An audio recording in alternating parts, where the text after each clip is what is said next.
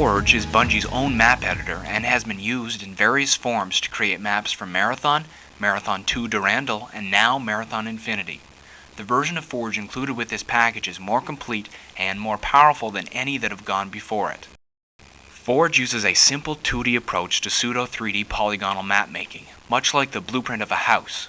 It also uses a separate 3D approach to texturing and fine-tuning the map's look and feel. Forge has the ability to pre-calculate certain aspects of the map, in essence making maps leaner, meaner, and faster. And it will also build maps that don't trigger the annoying "not made with Bungie tools" message when launched.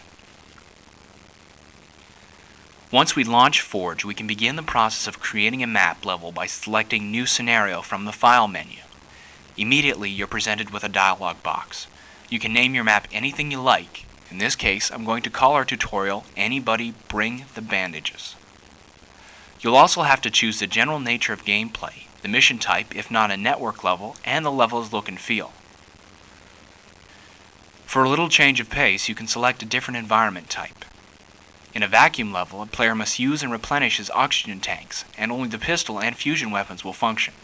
In a rebellion, sympathetic aliens will fight alongside the player, low gravity offers a low-G alien environment, and finally, in a magnetic level, the motion sensor is inoperative most of the time and otherwise is prone to giving false readings.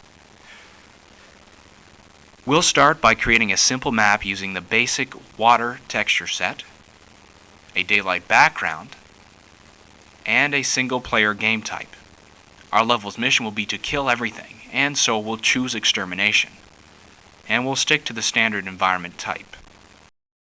After we've clicked OK, we're presented with a small tool palette and a grid. Forge and Marathon use a standard unit of measure known as a world unit. One world unit is about 2 meters, or about 7 feet, cubed. Looking at our grid, we can see a series of darker vertices, subdivided by 8 smaller increments, which together form one world unit.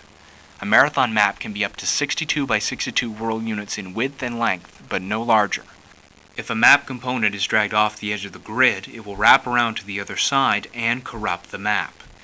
Ceilings by default are 1 world unit in height, just accommodating the Marine, who stands about 6 feet tall.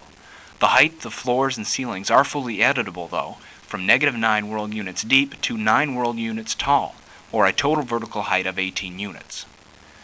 Now that we have an understanding of the basics, we can start the fun stuff, building a simple level.